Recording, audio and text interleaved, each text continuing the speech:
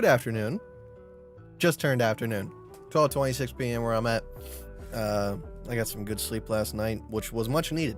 I went on a 20-hour road trip, and I drove most of the way. I think I drove 16 or 14 hours out of the 20. And I'll tell you what, it was hell getting back. Like, I had to stop 6 times at rest stops and just chill in the back of my car and take 20-minute cat naps the entire time. And what really sucked is I got 20 minutes from my house. And I hit dead stop traffic for an hour. It was to the point where people were just saying screw it and driving on the median and crossing the highway. That's how bad it was. But now I'm back at it, back home. Life's gonna get to its kind of usual type feeling again. So I should be on stream a lot more often. Yeah, I do, I'm trying to change things up and make sure that I'm a little bit more on top of staying up to date with you guys and everything like that. Obviously, I'm up to date on the Discord most of the times, which we posted I was kind of saying, hey, I think it's going to go down here if we do happen to go back below that last higher high. And the short-term target based on this ABC, which I'll be popping up the screen in a second. There's no camera today because I did take my camera down to do some stuff. So I'm just going to turn that off. I didn't set my camera back up, and it takes a long time, so I got to reconfigure that for the next live stream.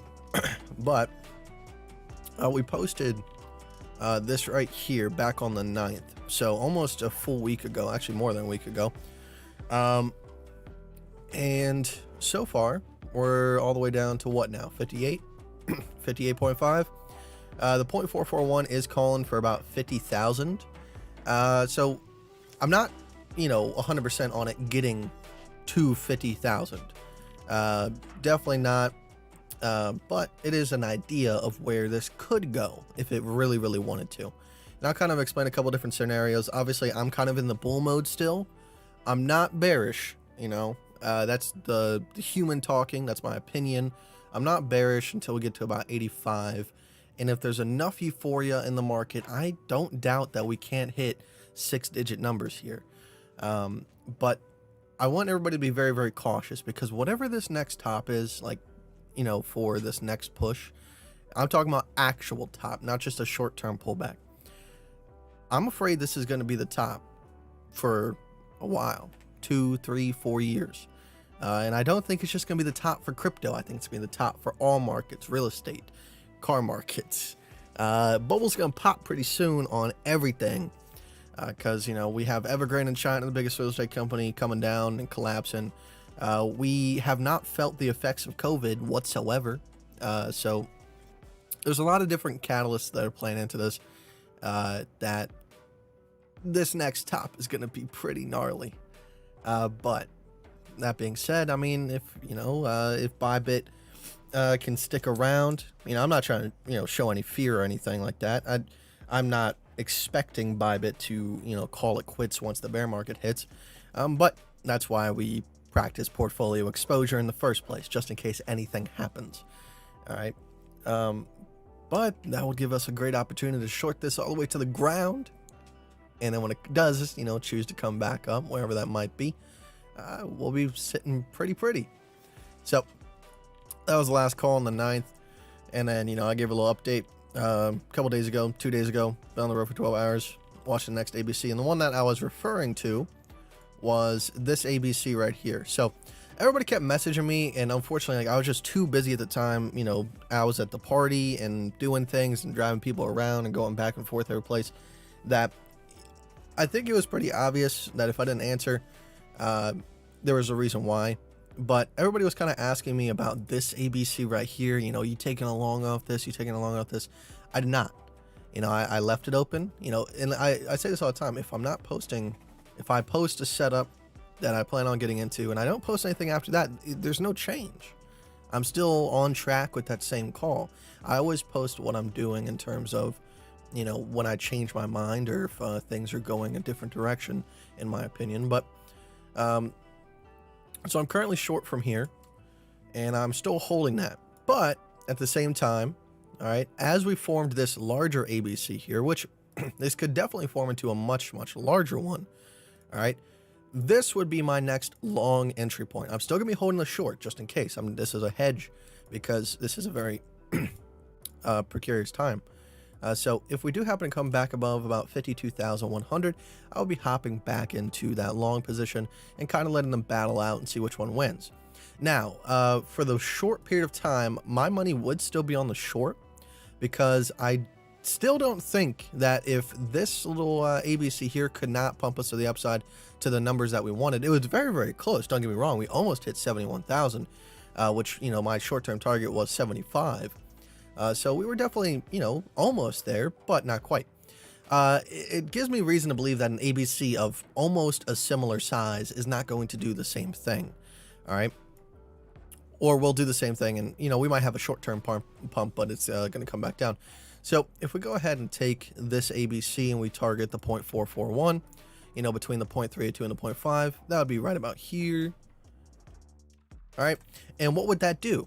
Well, it would take, you know, this into a gigantic downtrend, and then we would have an uptrend coming back up to the 0.441. And if we get rejected there, which is what we tend to do, all right, we would be looking for a move to the downside. The 1.618 is calling for 52,000. The larger ABC 0.441 is calling for 50,000. So that's kind of the range that I would be looking for if we choose to break into a bigger ABC, which I'm very, very excited about because not only does that give us a proper entry point off of the $58,400 level, but allows us to kind of chill out for a little bit longer. Maybe this short will carry some weight and I could take some nice profit and add it into the long that can be taken off of that $58,000 level. And an ABC of this size is much, much, much more likely to have the effect that we want. And if you look at the $52,600 level, what does that line up with? Well, it lines up with the local high of the first push to the upside. So that's kind of, you know, us coming back down to test this range between 52,000 and maybe, you know, if the market's a little bit more powerful than we would like, maybe come down to 50, you know, 51, 50. Or it could just come, you know, right here. Either way, we're looking for this right here. So that's kind of what my main bet is on. But like I said, you know, if the long position does come into play, I will take it and I'm willing to get stopped out. That's money that I'm willing to lose because we don't know at this time if this is going to actually rocket ship to the upside. This could just be a slight retest, a fake out, whatever you want to call it, you know, market manipulation, whatever you want to call it, before we see some more upside. Like I said, my target for this bull market is, you know, I would say 80, 85.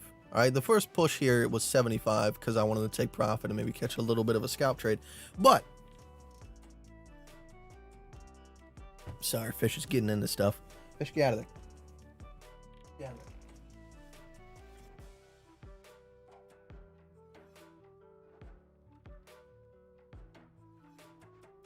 Okay.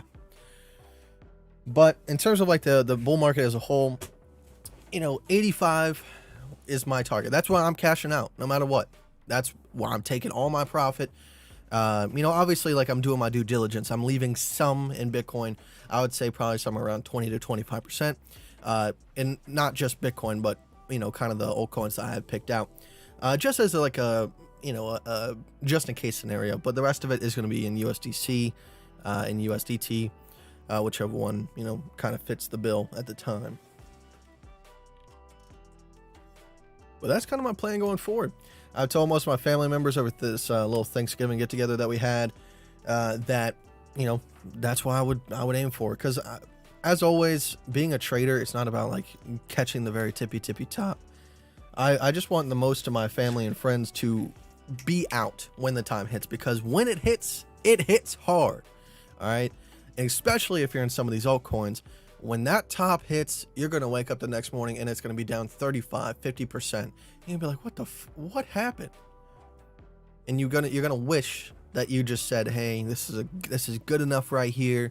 I'm going to cash out. It's been a good run. Happy New Year's, you know, blah, blah, blah. And we wait. All right. Patience is the game when it comes to this. All right. And things do end. They always end at some point. Better be first than sorry. But with that being said, all the little short-term technical analysis out of the way, I'm gonna go ahead and say hello to you guys. And I'll just leave this up here just for anybody that's like kind of wanting to know what scenario I'm looking for. Sloth Bag, what's up, man? How you doing? Omar said first, but Sloth got you, man. Crypto Berry, yes, finally, I'm back. It's been a little bit. CE, what's going on, man? Gina, whoop whoop. Hello. Johnny on the spot. This guy. We dropping? No, it looks like we might find a bottom here because we're sitting at the local low area of this last downtrend. So it looks like it might have a short-term bounce. Like I said, when it comes back above that area, you know, grab along. But I do expect it to turn around very quickly.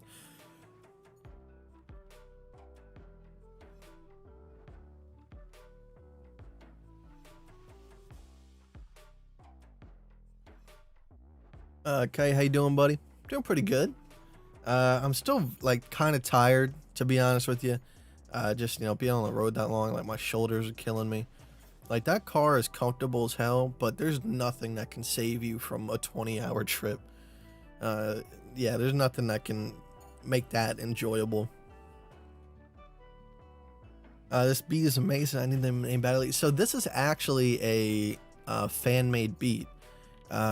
His name is, I think, Corduroy. He's in my Discord server, so if you wanted to reach out to him, you can definitely do that. He made this a couple beats for me, and then he lengthened this one because I liked it so much. Because the last live stream, a lot of people were messaging me about it going down and saying unavailable, and that's just because of copyright issues. You know, usually when I play songs, I kind of know which ones are like severely copyrighted to the point where they'll do that. So I kind of just play like a certain subset of artists that are copyrighted, so I can't monetize them, but I can get away with having the video still up. I did monetize. I think I'm gonna be monetizing the streams for like about a month or so. I hope you guys don't mind the ads, but obviously there's 5 minutes of run time in the beginning, so it's not like you're gonna like be watching an ad and I'm sitting here explaining stuff and you're missing it. So you have plenty of time to just kind of sit through that. I mean, for the past couple of years, I haven't monetized my live streams. I didn't see the point. But I do want to, I'm very curious on what they do pull in. Cause if that could help me generate some cash flow to do giveaways and stuff, I'm definitely going to do that instead. It does mean I will miss out on all the cool music picks and stuff, but I mean, it's a trade-off. So we'll see. If it doesn't pull in that much, I'm going to just go back to playing regular music.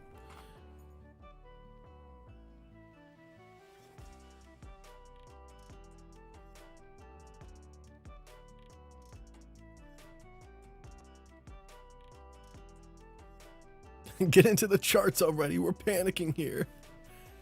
Shh, it's gonna be okay. It's gonna be okay. You're all right. It's all right. It's just the market. It does this sometimes. You're okay. Hey, Kite, appreciate your live streams. They really help my TA and consequently my trading as well. Is there a way to join your Discord, whatever groups you have? Yeah, so in the description of this video, there's a link to Patreon. The Discord group is $50 a month.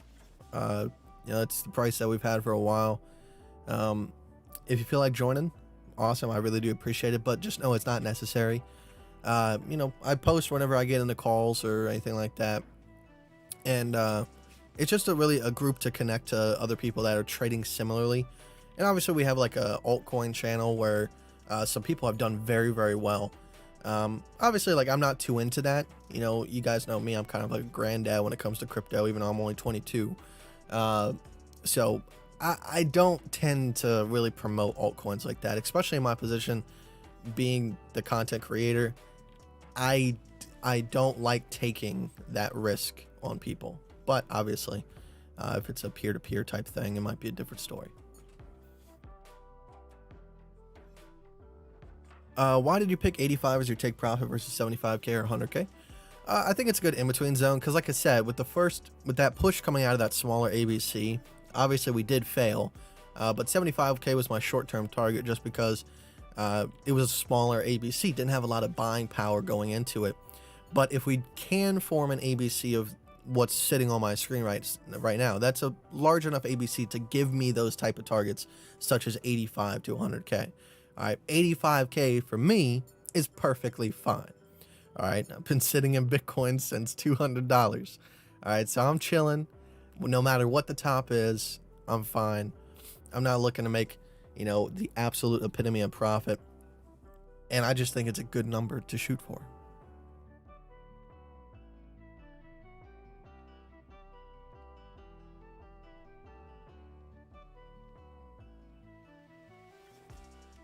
Now, if we're going with like what happens historically, when Bitcoin hits 85K, that might mean that ETH is going to run up for like another 2 weeks, and have one more push to the upside while BTC has reached its official top.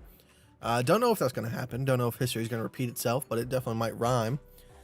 So that is something to be aware of. You know, that's why I'm leaving a little bit in all my altcoins, just in case when that money does dump out of BTC, people think that the market's not stopping and they go throw it into altcoins.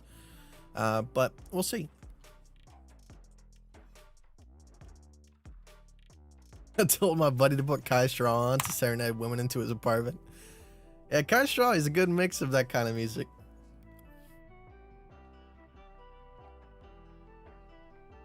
Hold on, Fish. I'll get you water in a second.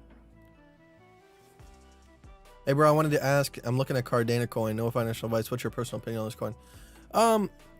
I think Ryan is the guy to go ask about that. You know, he's done a lot more prep work than I have. You guys know me. I don't research anything.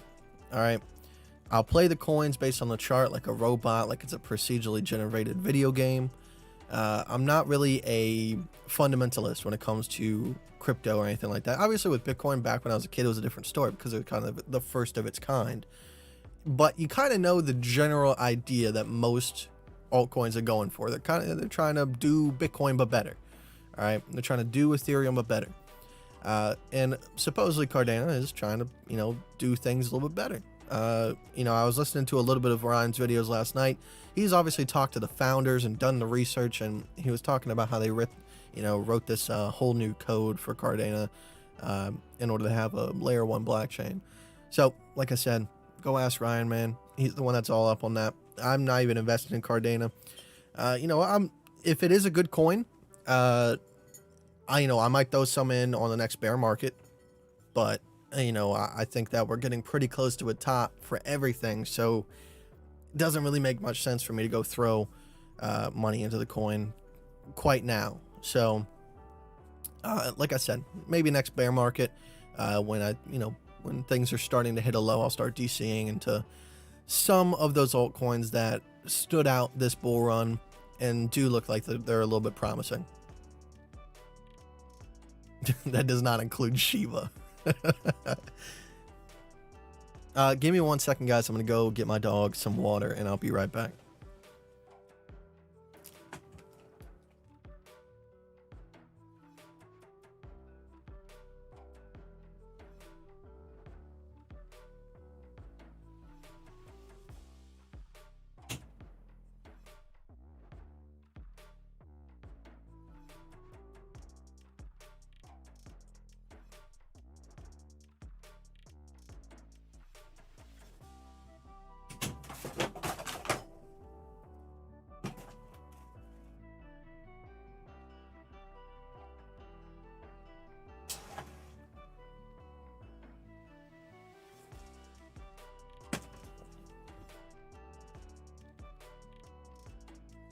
All right, I'm back.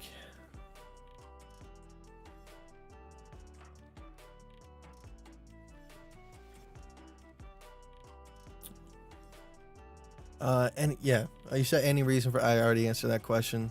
Like I say, 85K, I think it's a good number.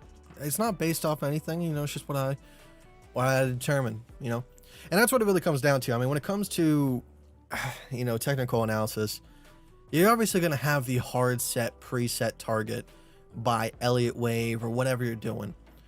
But I mean, when it comes down to it, when do you call it quits? You can always redraw a new structure, blah, blah, blah, and say it's going further. When do you call it quits and say, this is my top?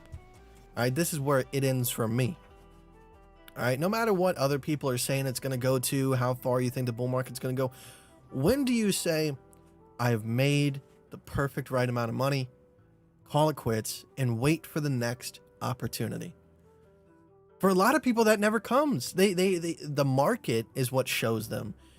And I mean, there's a different meaning to that. You know, obviously I let the market go where the market goes and I follow. But they usually kind of get left in the dust. So when do you call it quits?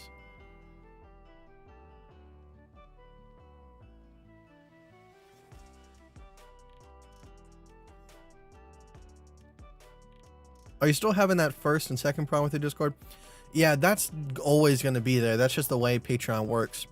All right, because in the past, I've had some people that will join in the middle of the month, and I had it set up so that I will only charge at the beginning of the month. So if you joined on the 15th, you didn't get charged, and then they could leave at the end of the month, and they would just stay in the Discord without paying anything. All right. And the Discord's set up as kind of like a give back service where, like, you know, I put in the time and effort streaming and everything like that. And this is kind of like a donation pool where you get access to some extra perks. So to take advantage of that system, it kind of rubbed me the wrong way. So now whenever you join, you get charged immediately. So that's why I tell people, if you're going to join on the first of the month. So you get your full month's worth of money, and then it will charge you again the next month. And then it becomes a cycle. So that's the reason why it works like that. Good hearing you again, Kite. How's the road trip? Yeah, I mean, it was pretty good. You know, like the car has basically autopilot like a Tesla, so I really don't have to do much besides until we're getting into like the inner city. It's just, you know, being in the car, like the seats are comfortable as hell. You know, they got the massage seats and everything. But there's just nothing that will save you from being in a car for 24 hours. It just eventually just wears down, and your shoulders and your neck just become absolute torturous.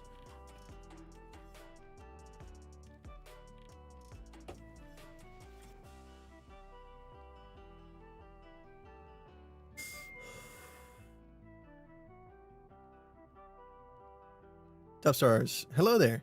Do you think that 69K could be be the top of the B wave? The B wave. Let's see. Are you talking about right here? Talking about over here. This would not be a B wave. All right, if we put in a higher high, the B does not put in a higher high than the A wave. All right, so I'm assuming that you're looking at it and you're like, okay, this is my A, this is my B, and this is my C. No. This would be an A, a B, a C, and that's a completed subwave. All right, so after the ABC, we're looking for an ABC. All right, so right now we have an A, a B, and a C. But what I'm kind of proposing here is that I do think that we're going to have a kick to the upside coming off of this low. All right, we might put in one more lower low, maybe. All right, but this is going to be the kick to the upside. Now, the question is this going to be the actual bottom? And this is going to be the completed ABC before we proceed to some higher numbers? Or are we just going to come up to the 0.382, 0.5 region, get rejected right here, and come back down and form a larger ABC? So ABC A, ABC B, ABC C, and then completion. Because you can see this one right here. A lot of people were asking me about this little tiny ABC. I did not trade this, but you can see it came up to the 0.382, 0.5 region. Boom, back down. And we're sitting at the 1.618 right now. So, I mean, it's kind of working out clear as day. It's just a question of whether or not it's going to form a larger one, which I think it will. If we definitely want to go to those higher numbers and have, kind of like a strict uptrend after this, I think it's definitely going to end up like that.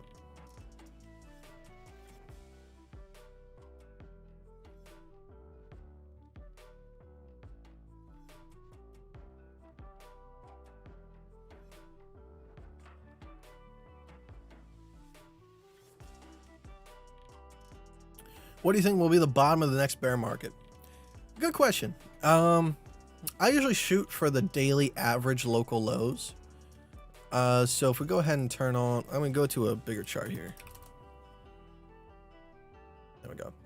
If we go to Hackinishi candles, turn off the wicks and look at the daily chart. And we start marking out the local lows. These are kind of like the average areas that I would hope to hit.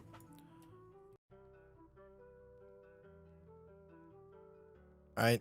And if you look at how I did that, I'm just looking for where bear trends end. All right. That's what a local low is. So right here, right here, right here, you can see bear trend. And then right here, bear trend. And right here, bear trend. And obviously right here, bear trend. So in terms of where it will end, all right, I don't doubt that this will be the first time in history that we actually put in a low for the bear market that is lower than 18,000, or at least the wick. All right. But I mean, you know, it could turn out, and this is why I mainly focus on ABCs, not necessarily like the actual targets anymore. All right. Depending on how this comes down, you know, it could do something like this and then come down like that. And that would be, you know, an ABC correction. And, you know, once we get back above this level, that's when I'm going to be primarily bullish. But obviously we should see some sort of ABC to the downside right here, something like that, to get maybe an earlier entry. All depending on how it works out. We'll see. But I can't really say for sure.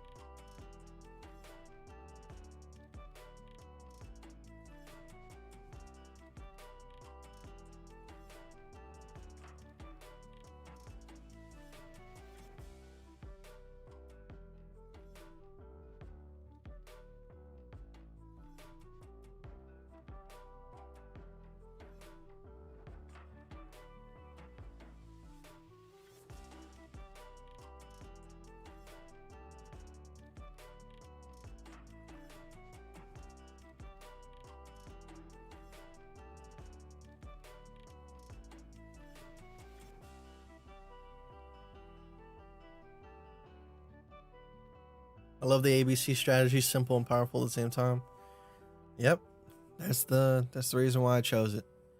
I mean, like, I tell people all the time, I'm like, it's not that high of a win ratio, but when you do win, you make so much money, it just makes up for it. And it's just something that you can do every single day without, you know, really paying much mind. Obviously, there's you know, times like this, there's a little bit of speculation. There's some room for improvement on how you kind of, you know, anticipate things. You know, instead of just saying, oh, we got an ABC, as soon as it comes back above this level, we're off to the upside. You know, I'm like, okay, this could be ABC-A, ABC-B, ABC-C, and turn into a larger ABC. You know, it's just kind of like that room for speculation that can make the difference on whether or not you kind of go super hard into a certain trade. That could, you know, kind of ruin the strategy. But I don't know if I showed this on the last live stream, but AMD, I added a little bit to my portfolio back here. I remember I was on Discord with this high school student, and we were talking about stocks, and he was like, I'm in this class, and they basically, as part of our curriculum, they give us a fake portfolio to trade stocks in, and they give us $100,000 of fake money, and, you know, whatever percentage returns we get to the account, that will determine our grade, you know, for almost half of the class.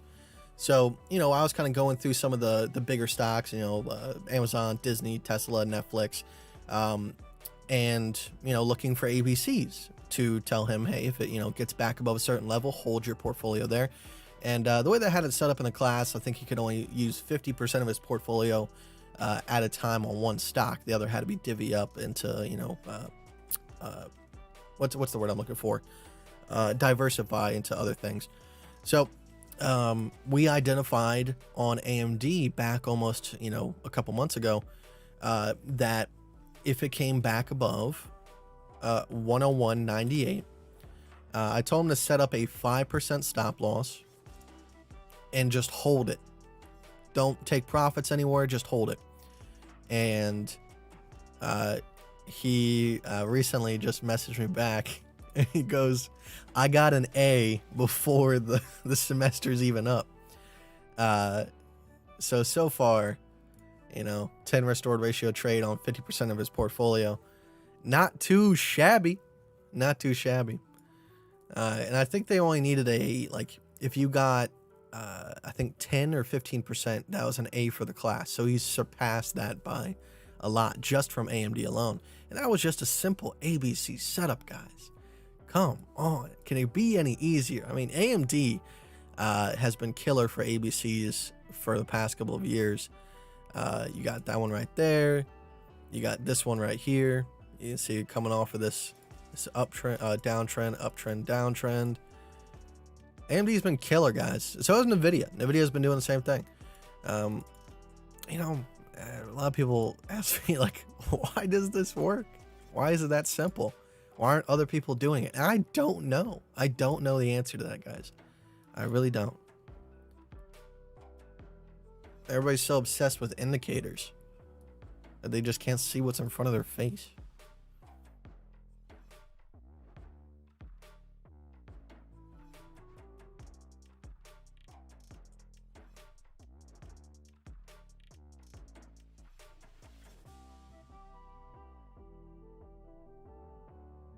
Have you ever tried to scalp extremely low time frames, 15 second, 30 second, 1 minute? Yes. Not with Market Cipher, but sure, it could be good. When do I sell my ADA? I don't know, man. My guideline for the last top was when Bitcoin got to, 55, that I was selling out. And I mean, that's what it was. I sold out of, actually, no, it was when Ethereum got to 3,500. I sold.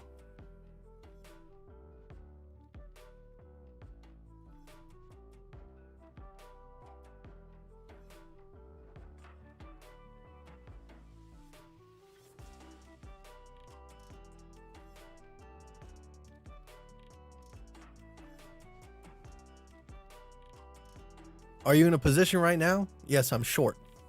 I'm short from the last ABC top. I'm short from right here. Now the ABC target for that is 50,000. And if we do happen to, let me go ahead and change this around real quick. All right. That ABC target is 50,000. And then if we do happen to come back up to the 0.441 and get rejected and turn into a larger ABC, that target would be about 52,629. So, I'm looking for this area right here as a possible bottom. Just lining up the more macro deal with the medium macro. If we do land in that area, that's congruent with our last local high. So that'll be a really good retest. Nice ABC, just like we had right here. Coming back down. We can probably grab if depending on how this works itself out, we might be able to grab an entry if it does a little something like this. And grab an early entry rather than waiting for it to come all the way back above 58,339. 89, my bad.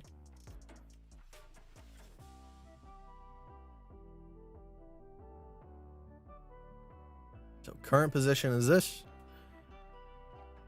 right here.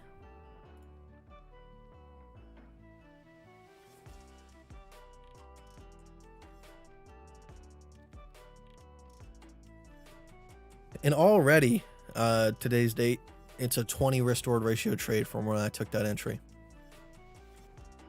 I only got wicked out like once on that retrace to the upside right there. Right there.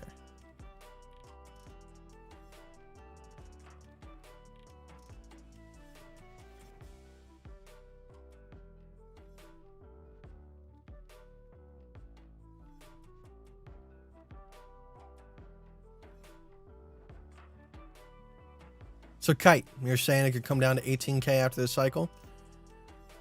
I'm not saying that like it will. I'm just saying that it's a possibility based on local lows and what the market would like to retest. But obviously we go based off the ABC. All right, that's what it's there for. Just in case we don't hit the bottom that we would like to see, we have a point to say, okay, it might have hit a bottom. Let's hop back in. Did you take Tony on the road trip? No, I did not.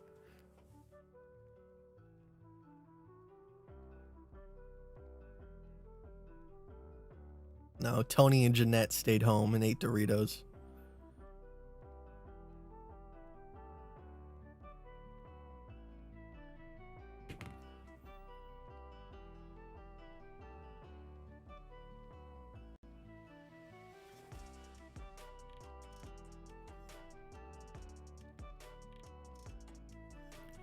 You said that your top for Bitcoin would be approximately 85K. What do you think about the S2F model predicting 135K by the end of the year? I don't know about that, man. I think those are guidelines, but you have to take into account there's a lot of other factors that are playing into markets than just supply and demand and the halving. All right. Bitcoin's at a state now where, yes, it's a separate asset like gold, but just like gold, it is affected by everything. All right. It's affected by everything. Why do you think Bitcoin is going up so much? Inflation in the US dollar. All right. That's one of the main driving factors. Obviously, the popularity of it is growing as well, but there's so many other factors. So S2F might be calling for 135K. And I have no doubt that if there's enough euphoria, it could get there. Doesn't change what I'm going to do. All right. I'm not, and that's the main thing that you get when you get a little bit older in the markets is you don't determine your take profit point off of 1,000 different things. I've selected 85K as mine. What's going to be yours? That's the real question. All right. If you want to sit there and wait for 135K and we never see it, you're going to be left in the dust. I'm not saying that we're not going to get there. Just saying that, hey, you got to make up your mind. And for me, it's always better to take profit ahead of the curve than it is to not. But that being said, you know, like I said, we have Evergrande in China, real estate collapsing on billions and defaulting.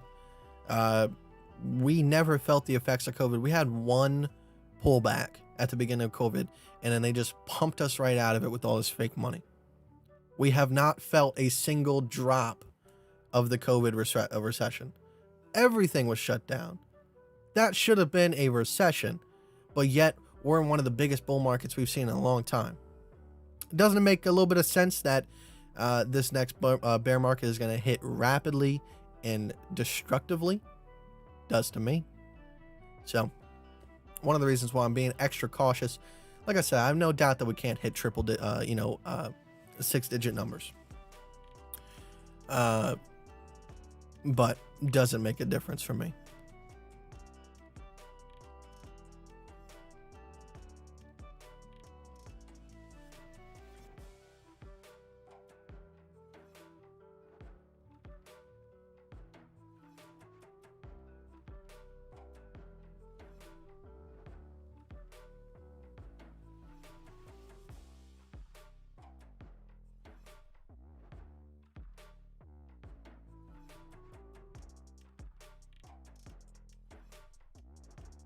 Crypto Lifer, what's up, man? Thank you for the donation.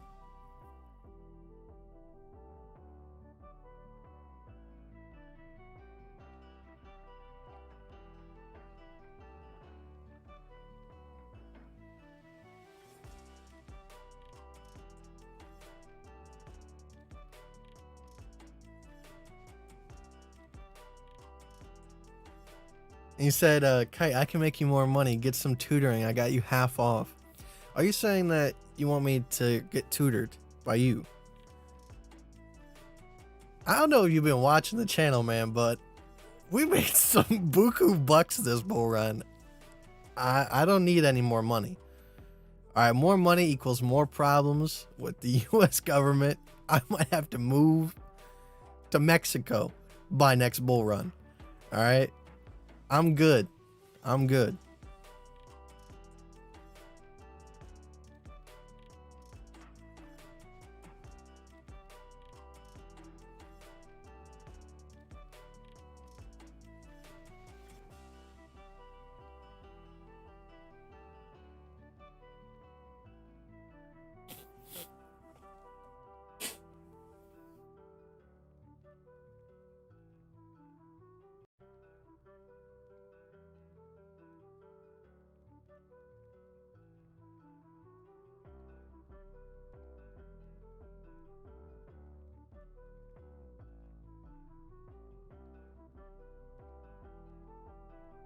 Do you have any alternative to what strategy you would use if someday ABC stopped working? I don't know. We'll have to see when that time comes. I mean, if you look, they've been working for the past 15 years. I mean, just look at the last 2008 financial crisis. Now, this is not the NASDAQ 100 or the US 100. This is actually the NASDAQ, the company. I mean, you look back at, this was the COVID drop here. Even the COVID drop. Look at the COVID drop. You have this right here. ABC, you caught the bottom. All the way back here. ABC, right here. Boom. This is back in 2019. Let me go out to the 8-hour here.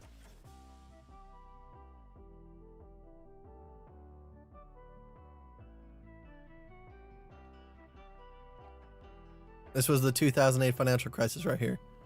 You had A, B, C.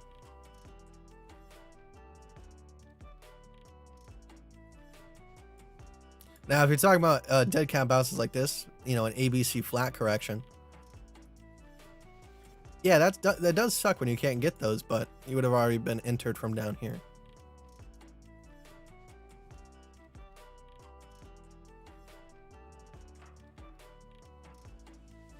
I mean, look at you look at BTC from, what was it, 2012? 2014. 2014, you have A, B, C, turns into an A. All right. You could have traded that up. We hit the 0.441, and that becomes an ABCA. This becomes an ABCB. And then you got an A, B, C, C. Hit the 1.618 exactly. And then when it comes back above this level, you just hold. You just hold. So that would have been your buy-in point, $276 for that ABC correction. Now, is that the most glorious number in the world? Is that the best you could have got? No, Austin, I could have got 163. Why didn't we get that entry? You got to have a system. You got to have a system. I mean, hell. Yeah, it would have made you a couple extra percentage, but I think 7,000% is pretty good.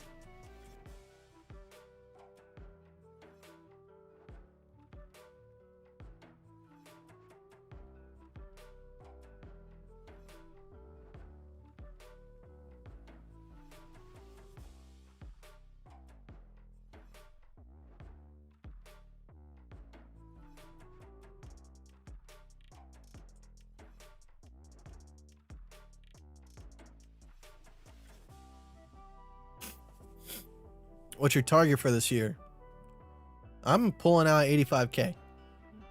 We don't care what the top is going to be. 85K is my top. That's why I selected.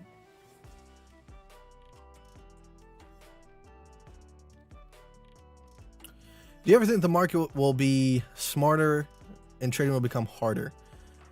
I mean, we saw that happen in the early 1980s to 1990s with the rise of quants. With high-speed computers. But it's so that we're at the point now where, I mean, quants have been around for a long time. And if it's still this easy, I mean,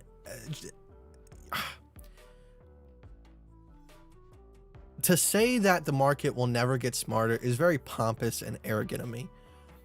But you have to look at what most people view the market as. I mean, I went to my family Thanksgiving to get together, and immediately my uncle starts talking about Shiba, you know, this and that. And you can just tell by the way they talk about this stuff, it's not a day job for them. It is another form of scratch off tickets.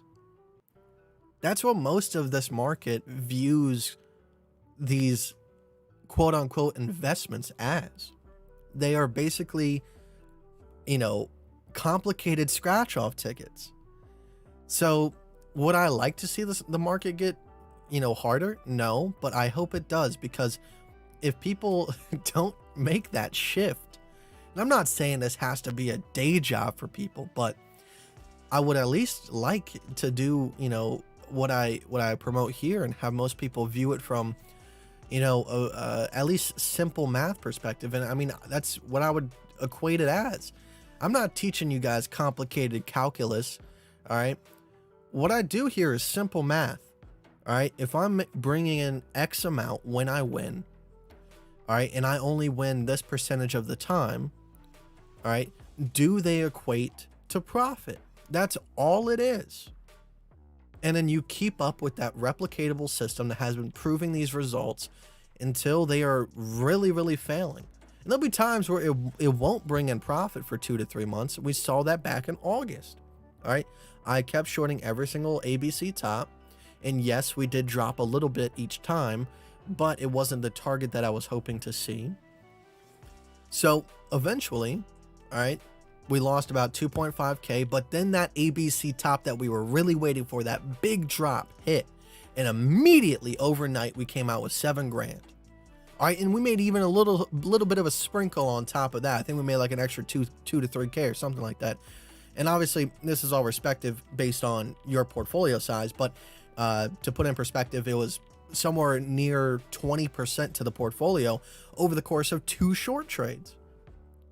All right, so there will be times where things are rough, but as long as you're sticking to your system and you know what your system is and you don't falter, eventually you'll make back that money as long as the statistics are on your side. But most people are just throwing money at things, hoping to God they walk away with a retirement fund. And for some people, it's working. And that's the biggest problem, is that for some people it happens, and those are the only stories that you're hearing. You're not hearing about the guy that put his money in Squid Game and gets taken, and now he has to explain to his wife why he can't pay the car insurance this month. All right, you're not hearing those stories, so everybody keeps throwing money at shit. All right, so I really hope the market smartens up, but at some point you kind of just have to admit that it's going to be like that forever. Now, hopefully it kind of leans a little bit more to one side of being smarter, but it's going to be like that forever. There's always going to be that person that doesn't pay it much mind, that hears from his friend about this altcoin, and he throws some money into it and it's taken. There's so many factors when it comes to trading. You got your own psychology to worry about. You got, do you have a solid strategy? What type of market are you playing in? Do you understand the risk that you're taking? And that's why, like, when I tell people, do you really want to learn how to trade? And they say yes. I kind of developed the 3-step system. I tell them about Trading in the Zone by Mark Douglas. Get your own psychology right. Understand where you will do things wrong so that when you do them wrong, because you will, you can recognize it faster and hopefully fix the root of the problem. Because what I did was I went into the market bare bones, no condom, and just made thousands of mistakes. And it wasn't only until I read Trading in the Zone that I was like, oh yeah, that's me. I've been doing that. And now when I am about to do it again, I go, wait a second. All right, I've made this mistake 1,000 times. Let's not do it again. Let's try to think of something different. And I put, my nose to the grindstone, did a little bit of 1P LSD one night, and kind of thought my way through how can I make this successful from a mathematical and strategic point of view, rather than treat it like a scratch-off ticket. And that's when things turn around. So you got to get your own psychology right. Then you focus on what are good trading mathematics, risk reward ratio versus win ratio, Kelly Criterion, all that good stuff. And then if you're doing leverage trading, how do you understand what is the appropriate leverage for what you're trying to risk versus your margin, all that good jazz. Where's your stop loss? And that will pump out a leverage. That's when we came up with the risk reward calculator. And then you move on to trading strategy. All right. You go ahead, you pick out a strategy. Doesn't matter which one, as long as it's kind of at least somewhat understandable in terms of like, this should work technically. And you look at the chart from the past and go, okay, it would have worked here and here and here and here. You know, it would have failed a couple times, but so far it's good. And you try that out in real time. And you see, can your psychology handle how this trading method works? Because not everybody can trade the same way. Right? I can trade ABCs all day, but some people, they can't handle it. Getting wicked out 4 or 5 times is just so much of a burden on their system that they go, oh, fuck this, and they walk away.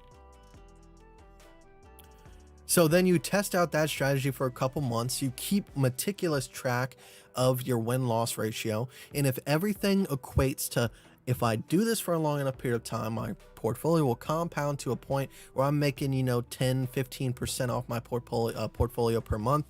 And that is more than double what I need to pay my monthly expenses. That way I can withdraw money to pay my monthly expenses, but also have double that amount to compound the portfolio to hopefully make that easier over time to hit that goal of say 4,000 or 5,000 for my monthly expenses.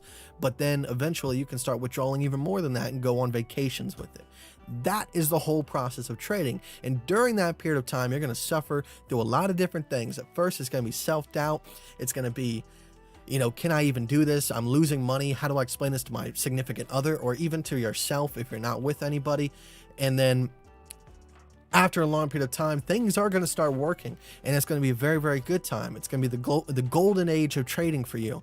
And then shortly after that period of time, you're still going to be bringing in money. You might go through a couple of droughts, or, you know, we say drawbacks, but things are still chugging along and you're still going to be making profit in the end. But one curious thing is going to happen, and that's you're going to lose your love for trading, because at some point it's going to become a monotonous day job for you. It's going to be every single day life. It's no longer going to be this thrill or rush. And that's the hardest part, is when you've learned what you needed to learn, things are working, but yet somehow you're losing your passion for it. And for me, the way that I combat that stage is obviously through the YouTube channel, talking to you guys, getting excited about trading, having the questions, always being integrated in this and have my mind working around it, because otherwise I might miss trades and fall off and make dumb mistakes again. You got to find some way to keep it active for you. And yeah, a lot of people, what they'll do is they'll go, I'm, trading Bitcoin, how I should trade Bitcoin. I'm making X amount, and now I want to take a little bit of it and, gamble a little bit on these altcoins. And that's how they keep it fun and interesting, because you never know what might happen. You might strike it rich, you might not. But anyways, it's a thrill, it's a rush, it's dopamine, it's cortisol. You got drugs running through your system. You're a big drug machine, and trading is the engine that keeps it going.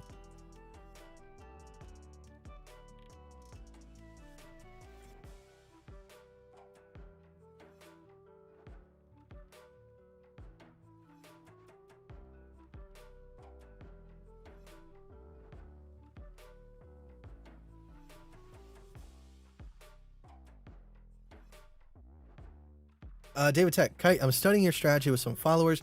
Your calculator sometimes suggests 100x leverage. Do you ever use 100x? I have in the past, but I try to make sure that I don't use 100x leverage, not because it's not safe, but the main reason being I don't want people to get the wrong idea, right? Because if I say that I'm using 100x leverage, and someone just hears that and they don't hear, but I'm using 1% of my portfolio with 0.25% risk and, such and such stop loss, they might go use 100x leverage with 40% of their portfolio and get absolutely dusted. So if you're saying that, I think you mean, like, let's say I had a 10K portfolio and I'm using, 2% margin, and then my stop loss is like 0.5.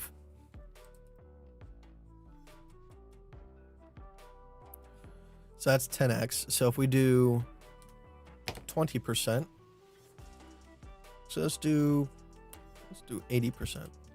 Oh, that's 160. Let's do 50%. Okay, so right here, the leverage calculators tell me to use 100x leverage. All right, but if you look right here, portfolio at risk is 1%. I mean, that's pretty respectable. All right, pretty respectable indeed. So I mean, nothing has changed. All right, so I'm still going to make the same amount of money and lose the same amount of money if I tripled this. So I could use, 6% with, 20%? 15%. 18%? 17%. Oh my gosh. All right, close enough. All right, so this is the same exact trade. All right, I'm going to make the same exact amount of money. I'm going to lose the same exact amount of money if I'm basing off of the same entry / exit, but I'm using, 3 times as less leverage. All right, so I mean, it's all depending on how you set the calculator up. Obviously, in the early stages of trading, what I do recommend is primarily focus on 1, or if that's not good enough for you, 2 coins. All right, because one thing that I ran into very early on in my trading career was a problem with DCAing losing trades. All right, and if something was dropping and I was long, I would just DCA so that I didn't get stopped out, and my leverage, my liquidation would go down lower so I wouldn't get liquidated. And then I would end up losing a lot more than I anticipated. So if I was trying to lose 1%, I might have lost 5. All right.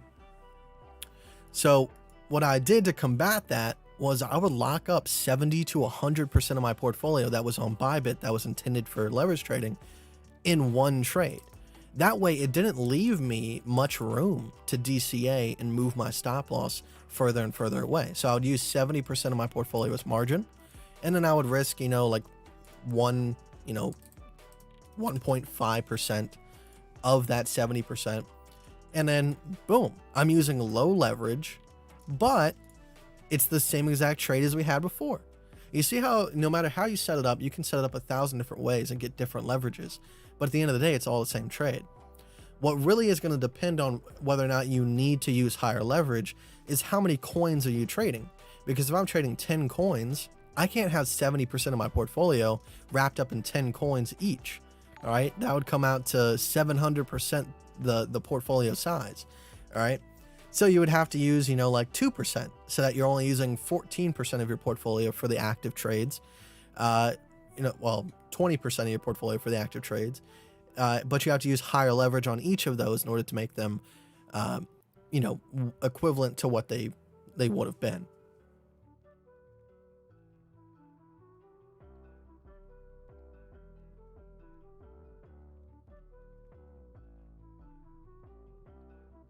Joel, thank you very much, man. I appreciate that.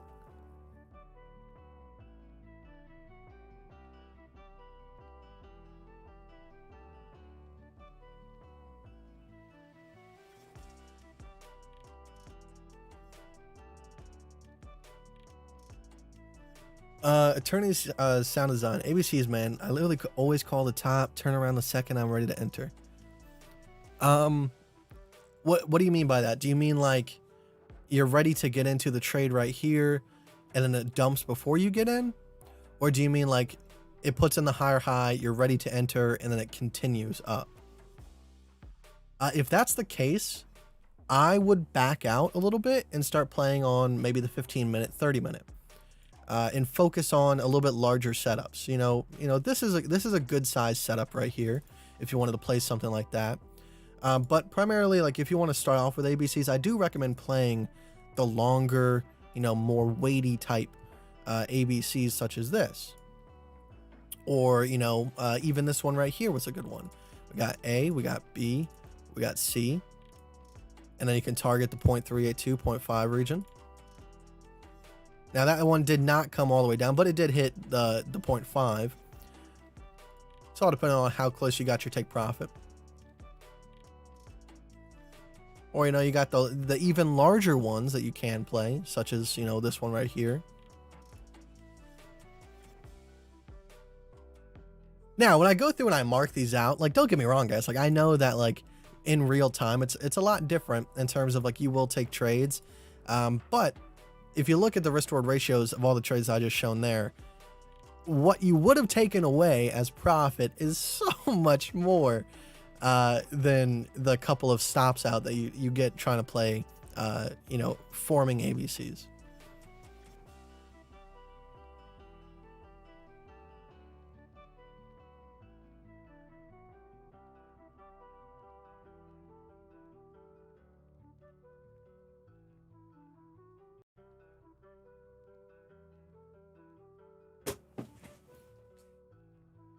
You ever just play it level by level? Absolutely. I mean, nowadays I focus on the levels that are created by the ABCs. But in the past, say for example on Ethereum, during the bull market, one of the biggest things that I was promoting to people in terms of how to trade was playing the local lows. And that's what you guys first saw on Ryan's live stream. I think it was right here. Let me go back to like a 1 hour, 30 minute. Okay, this was it right here. All right. So on Ryan's live stream, this was the area that I focused on how to do essentially kind of like the ABC strategy. And all it really is you can see how these two strategies are very different on how I approach them. One is using local lows to find bottoms, and one of them is using ABCs to find bottoms. But what the two strategies have in common is that I'm using math as the most important aspect in order to have success.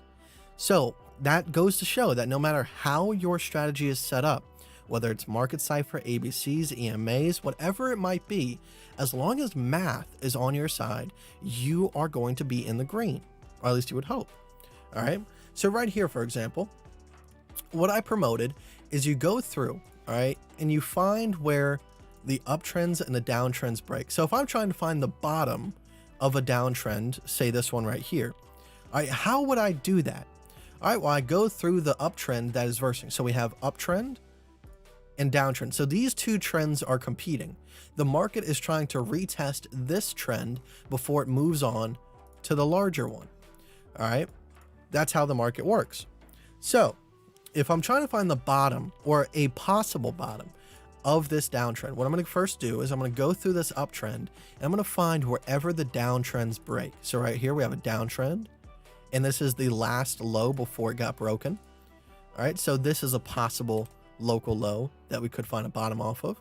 Right here we have uptrend that breaks into a downtrend. This is the last low before it broke, so this is a possible bottom. And then right here we have an uptrend that broke into a downtrend. This is the last low before it broke. All right, so right there we have identified the starting local low and 3 other possible ones before we find a bottom.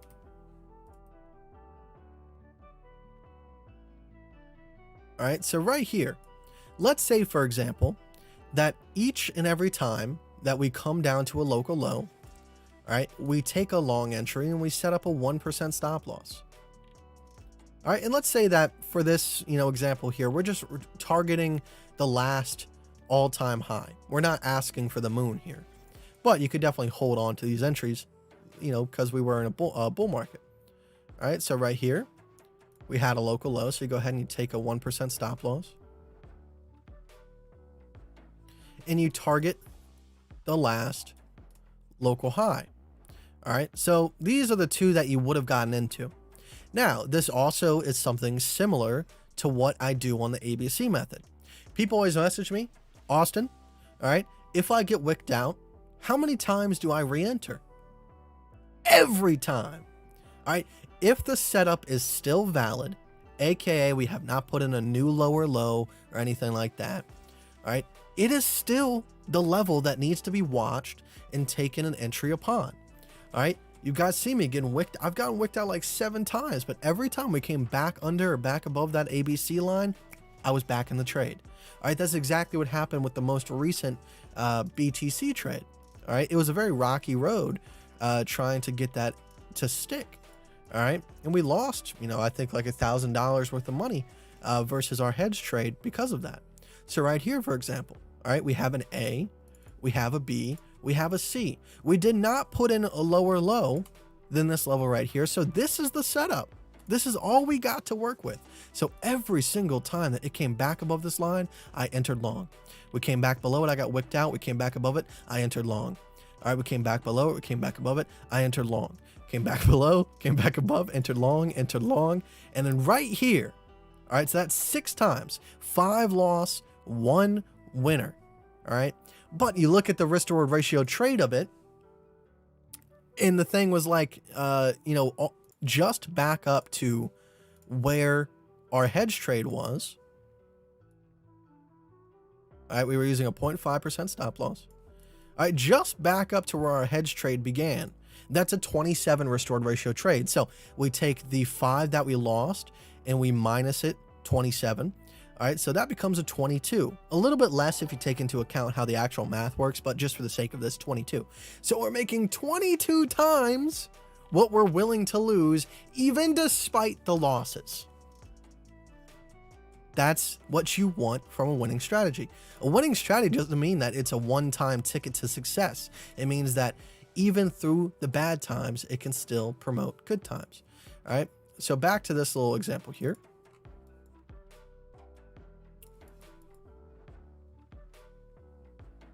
All right, so, you know, you would have gotten stopped out here as it crossed that line. You would have gotten stopped out once or twice here as it came back above and back below that line. But then you would have entered again and held on to it. And then boom, you got stopped out 3 or 4 times, but then you're making 30 times what you're willing to lose. So it doesn't matter how you play the market. You can play at local lows. You can play at local highs. You can do any of that. As long as you got a strategy that works well with the mathematics of what makes winning traders, you're going to do fine. Don't stress it.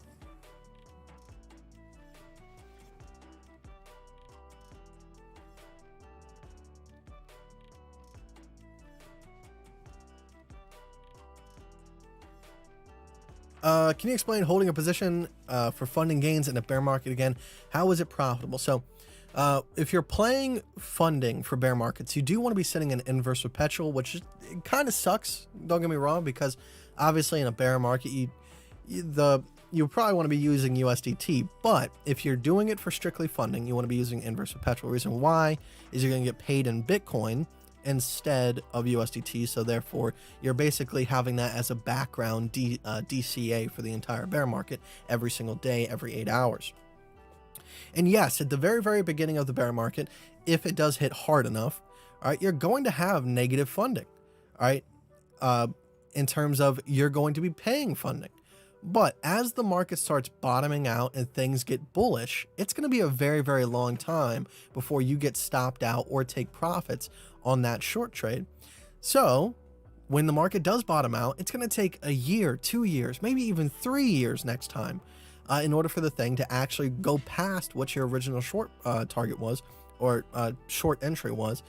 And that's all time that you're receiving funding in Bitcoin that is DCAing the market. Obviously, if you're receiving $10 a day in funding, all right, over the course of 730 days, all right, that's a lot of money. And especially because if a lot of that is at lower targets, all right, if the market does go from like 18K all the way up to 200K next time, that's 10x. So now every single day that you spent collecting a measly $10 a day, all right, now turns into every single day that you made $10, that was worth 100. So you just made a stupid amount of money off of simple little things every single day. And that's what everybody promotes with dollar cost averaging. All right, it's just a way of dollar cost averaging throughout the entire bear market and not having to worry about it. And if you do choose, you do have a nice chunk of change that you can just take the profit on because you're in a gigantic short.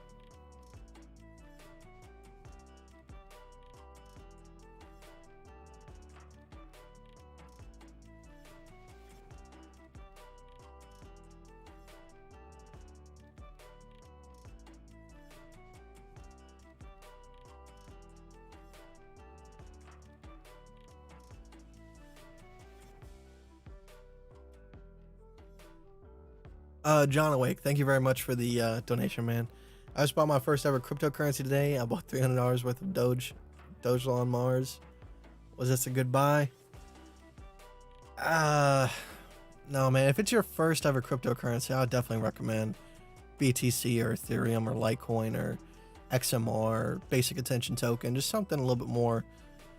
But I mean, like I said, those types of coins go into the category of you're playing electronic scratch tickets at that point. Do you really expect, to be a millionaire? You might not expect to be a millionaire, but you see all these things going up 10,000% over the course of a month, and you're like, I want to get in on that. But I don't know, man. We're close to the top of the market here. We might have another 20, 30, 40K left in us, but it's getting to that point.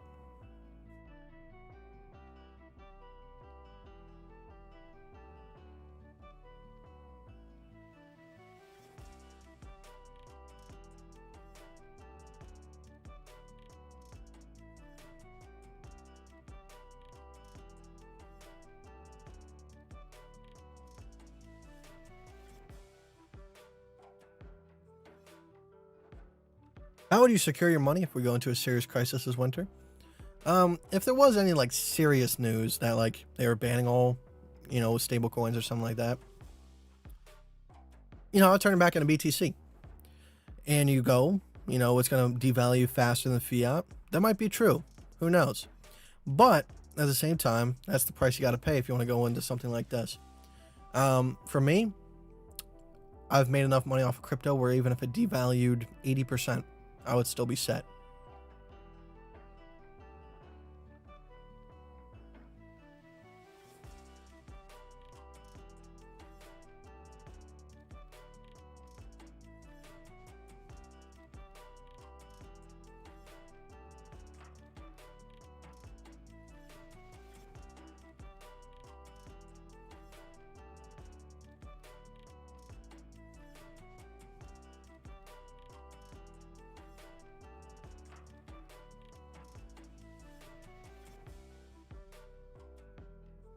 What is your full trading strategy?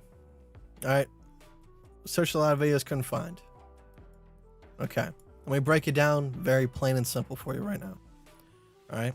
I work off of what's called an ABC system. It's a variation of Elliott wave.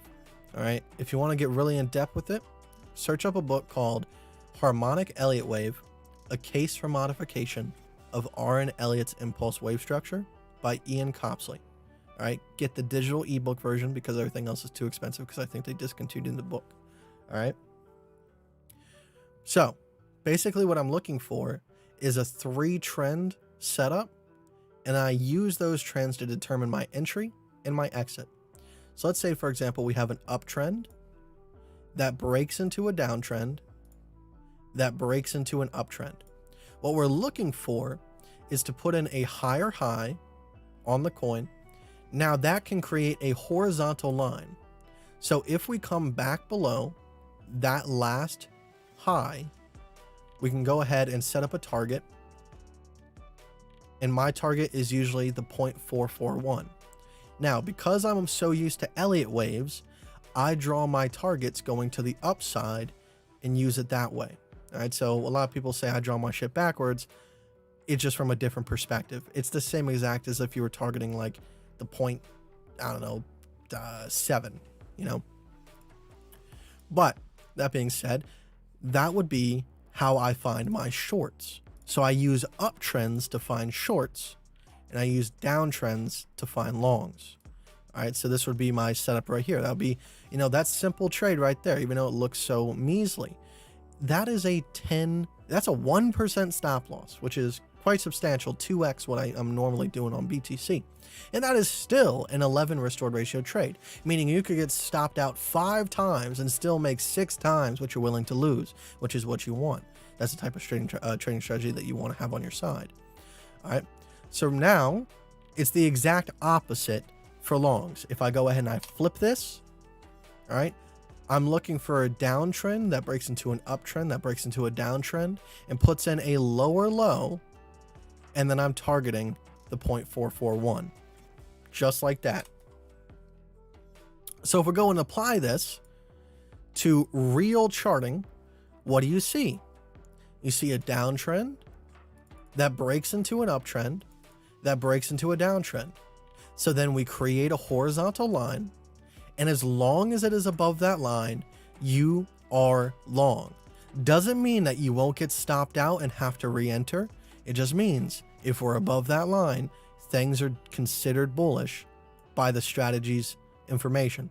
So, I mean, if you would have just taken that entry and held on to it, and if you're still holding on to it, you would be up a 94 restored ratio. meaning you're making almost 100 times what you're willing to lose. So if you're willing to lose 1% of your portfolio, you almost doubled your account. If you're willing to lose 2, you almost tripled your account. You know, that's the type of serious money that we're looking at here if you are willing to be as risky as I am. All right, so right here at the very tippy top of the last high here, that was 137 off of one simple ABC correction. Right here, you see it again. We have a downtrend that breaks into an uptrend, that breaks into a downtrend. All right, let's say that you're just going for the 0.441. All right, you would have gotten in right here. You would have gotten stopped out once. Actually, maybe twice, because I see it came back above that line right there. So you would have gotten stopped out about twice. All right, and the risk-reward ratio trade was a 10.49. So you're going to make about 8.5 what you're willing to lose. All right. Now, in combination with this uptrend, this downtrend, and this uptrend right here, you can get an even larger entry for a possible hedge if you're still holding this entry right here. So this is how we hedge trade. All right, if we have an ABC long from the downside and we have an ABC top that could possibly bring the market crashing, all right, you can hold the long position from here, take the short position from here, and as long as they are of equal value, you will cancel each other out, maintaining the amount of money that you have currently in profit from the long trade. If that doesn't make sense, just do a little bit of harder thinking. You'll get it. All right. But if you're just playing the short term, you could take this short position while still holding the long position. You know, maybe go off the smaller time frame targets as it start working itself out. If we do happen to find a bottom here and turn this into a larger A, B, C, we would be looking for 52,000 to 50,000, which doesn't come anywhere near our previous long entry. And you could just be holding on to this trade, taking the short trade, taking profit on it. You got, 50% to 75% of your money back that you were in profit up at the top with the long. So if it does happen to get stopped out, you're still up a lot of money. But now you have the opportunity of, if it does happen to find a bottom around this region, that now you have made profit to the downside and you're still making profit to the upside. All right. So that is the basic ABC strategy in its finest. Use that in combination with the risk reward calculator in the description to find out, what am I willing to risk? What is my leverage supposed to be based off of my margin, my risk from my margin, and my on chart stop loss, basically meaning how much real price action does it have to move in order for me to get stopped out. So on Bybit, my stop loss might be 5%, but because of the leverage, it's actually 0.5%. All right. When you get involved with leverage, it adds a little bit more mathematics than, what some people are used to. All right. Then if you have a strategy and you've been working with it for a very long time and keeping meticulous track of it, you can use something what's called a Kelly Criterion calculator, which basically makes it so that you can optimize what you're betting. All right. So for example, all right, with this right here, a probability of entering and winning. All right. If my strategy has a 0.2, which equals 20% chance of winning, and every single time that I win a trade, I'm walking away with 8.5 risk reward ratio. All right. That's my average. Sometimes I might walk away with 100. Sometimes I might walk away with a 20. Sometimes I might walk away with a 4.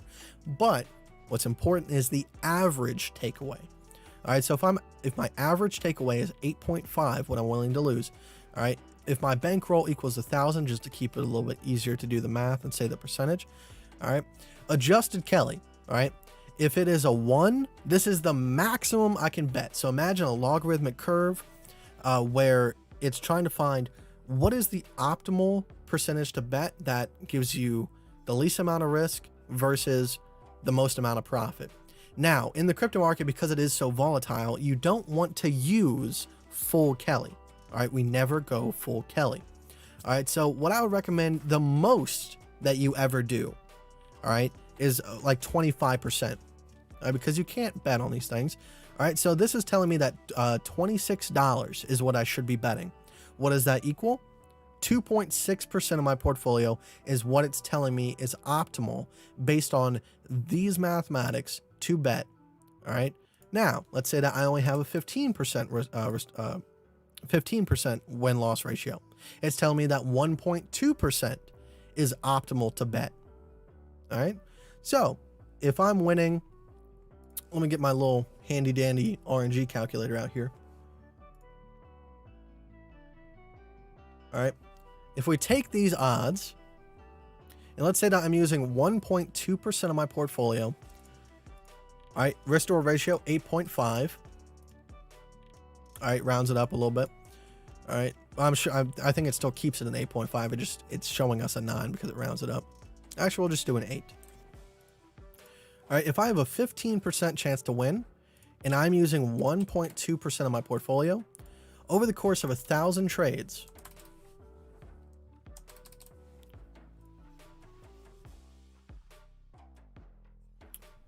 you can see that we added 460% to the portfolio over the course of 1,000 trades.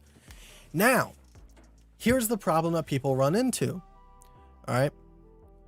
If you look at this right here, we lost 7 times in a row before 1 win. And then we lost 3 more, win.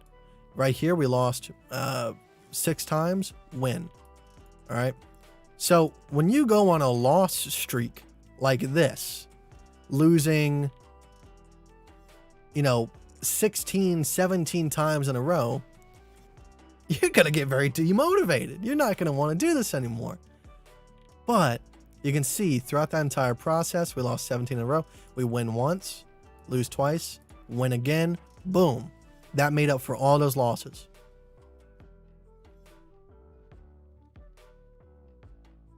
And that's how you do the simple mathematics of trading. If you want more in depth on that, or just, have something to repeat in the background, if you go on my channel and look up how to leverage trade, risk reward formula, you should be able to find it. It's the only YouTube video recently that doesn't have a stream thumbnail.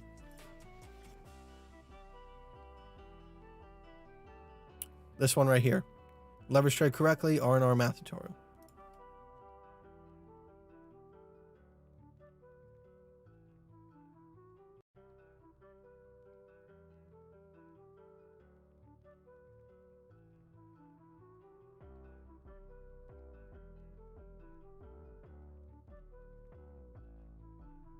Anyone catch the name of the book? Didn't catch the author.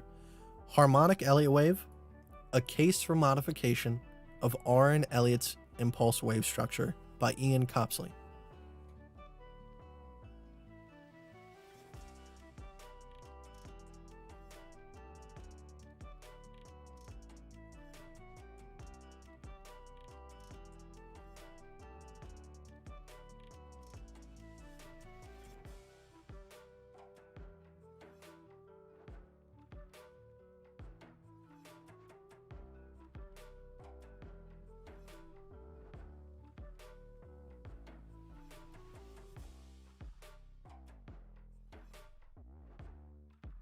Thanks, bro. What is your average risk reward ratio? I would say what I just did, I would say like 8.5 to a 10 is what my average is. And then sometimes we make incredible trades that are like 30 to 40s. But those are, few and far between. My win-loss ratio on a good month is like 22 to 20%. On a bad month, it's about a 15%. And then I'm usually on the 15 to 30 minute time frame looking at a little bit larger structures. I don't like playing on the super small time frames.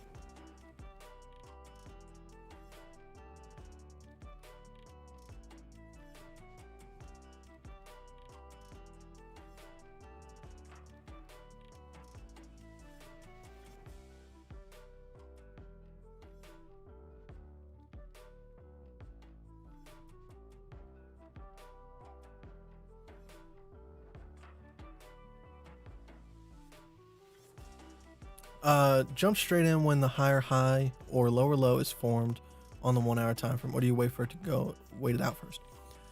You don't jump in as soon as the higher high is in. So like, say for example here, all right, you don't jump in like right when it goes over. I know that would have worked here, but you probably would have gotten stopped out. All right. I wait for it to go back below. All right, key is back below or back above the A. All right, once that happens, it's, you know, using it as resistance or support, and then we'll go from there. You can see we came back up, try to retest to the downside.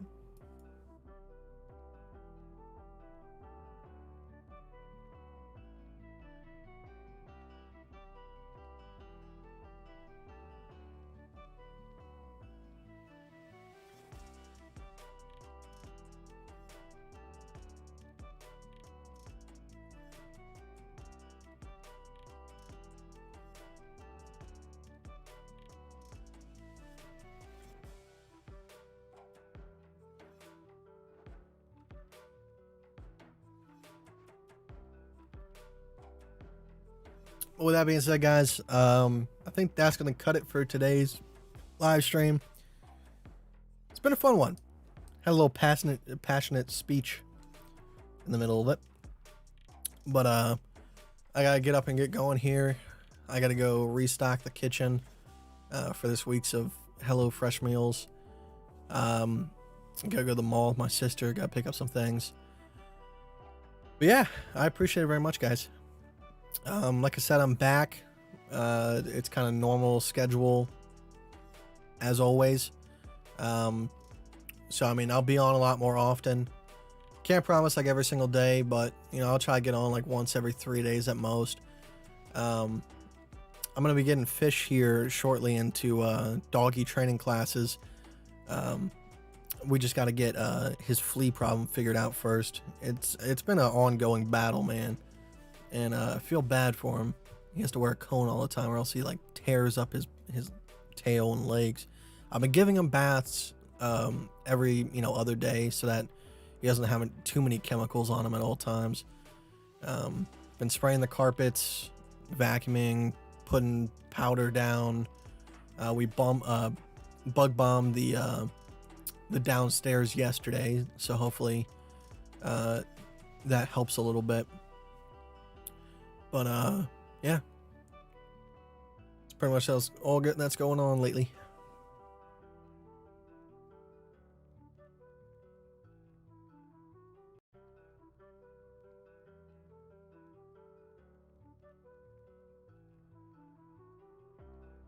When we play in Battlefield, I don't know. I gotta find some game to get back into over there. Because I was kind of like on a single player kick for a little bit. Days Gone. I just picked that up on sale with the November sale for like $30. And that was a great buy. For $30, that game is amazing. I don't know if I would pay $60 for it, which is kind of a stupid thing to say because I did. I bought it for my friend when it went off sale because it was such a good game. I wanted him to play it. But no, that's a great game.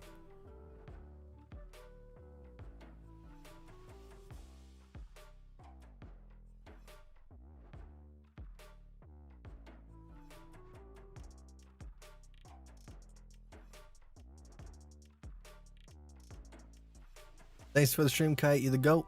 Thank you, man. I like your picture too. It's the Terrifier from that crazy Netflix movie.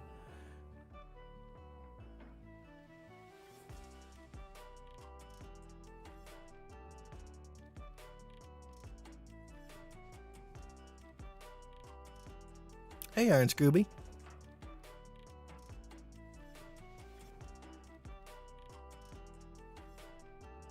Why didn't you get the double top? I mean, that's where you circled around. I didn't catch that because I like I said, I wasn't playing the small time frames. You can see there's an ABC top there, but I was playing the larger ABC top here. So I mean, yeah, I didn't catch that one, but I mean, it's only a 2% difference, which based on leverage is quite a bit of money. But I'm not trying to squeeze out every single little ounce of profit that the market has. Going off bigger setups, making sure I got a little bit steadier entry. Okay, I got you, man. Let's say that your capital is 5K USD. Based on your experience, how much percentage return can you expect on a monthly average? for trading over a year. I'll risk 2% per trade. The best that you can hope for is 10%. Now, don't get me wrong, like I've done stupid things in the past, but like I don't want to sit here and like tell you that you're gonna make, you know, hundreds of thousands of dollars, but 10%, that's what I would really hope for per month. Now 10% would only be $500 for the first couple of months, and then maybe once your account gets to 700, you make $700, or 7,000, you make $700. And if that's enough to pay your monthly expenses, you're kind of SOL, because let's say that your monthly expenses are $2,000. All right. 2,000 is what you need to pay for everything. I would say that you need to be making at least 4,000 off of trading before you can start actually withdrawing that 2,000 per month. All right, because what you don't want is a floating account. All right, by floating I mean it's just not budging, it's not growing, it's not declining, it's just pumping out a steady amount of money.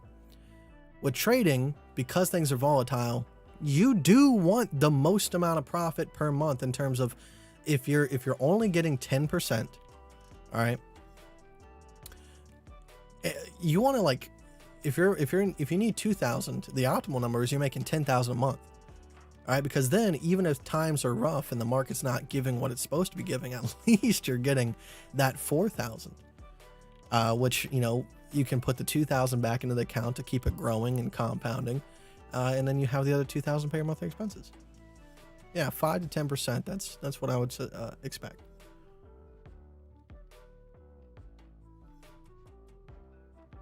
All right, guys. Hopefully, you guys have great days. Good nights. I will see you guys probably, I don't know, Thursday, Friday, sometime around that time. I'll try to keep them a little bit towards the midday, you know, 12 to 1 o'clock. That way, you know, it's not too late in the night for some people and not too early in the morning for some people.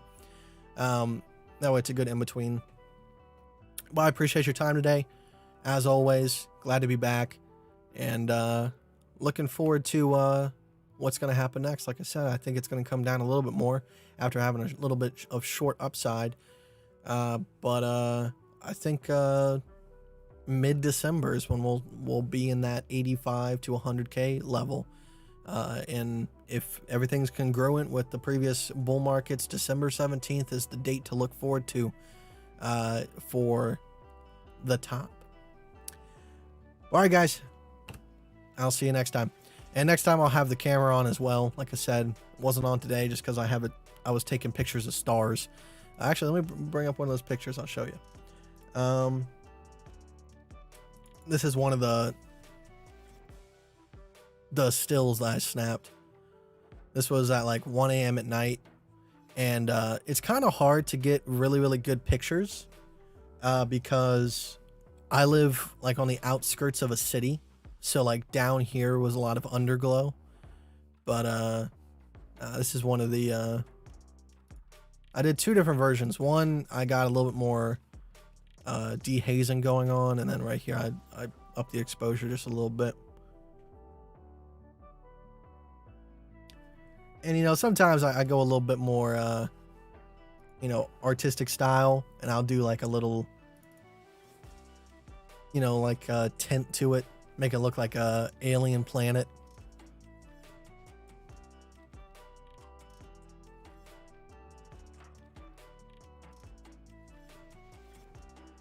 Oh, let me plug in my camera real quick. I want to show you guys this picture before I go.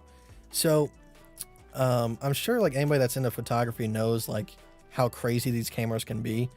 I have the A7R3, 43 megapixel, and I have a 1.4 aperture lens on it.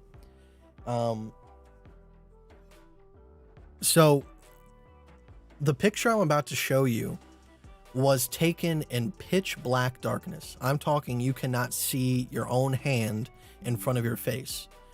But because this camera can let in so much light, let me show you what it looks like.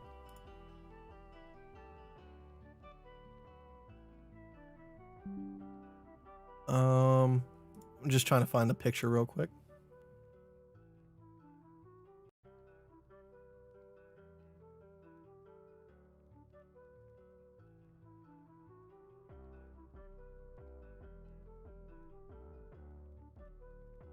Hold on, it's gotta load everything.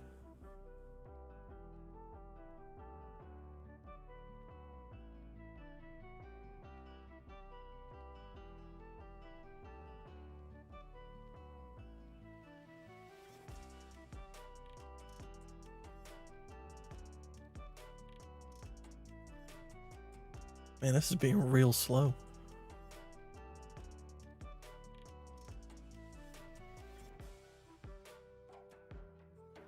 Actually, we'll probably be faster if I just bring up Lightroom real quick.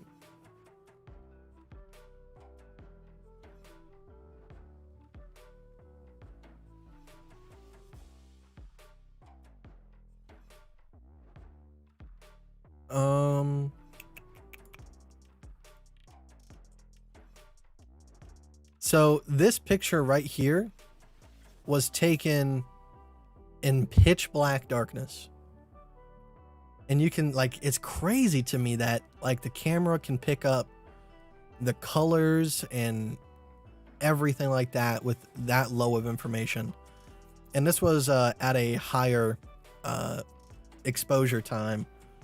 And obviously with the higher exposure times, if you even slightly step near the tripod, it shakes the camera and ruins the entire picture. So most of the time, like when I'm taking these types of pictures, like I have this app on my phone where I can, you know, take the picture remotely, and I'll just set up the camera, go inside, let the ground kind of like stay, you know, level for a little bit, and I'll snap the picture and then walk back outside and grab the camera. This is some of the other pictures I've taken. Same picture, just different. This was the original picture right here. Like I said, these pictures are usually taken in the dead of night with no light whatsoever. And it's just insane to me that it can do that. Here's a picture of my sister Josie. All right. Little detour. All right, guys. I appreciate you very much. Let's go ahead and cut to the outro here. Like I said, don't have the camera open, so I can't do the little stare at you type thing. All right, guys. Peace out.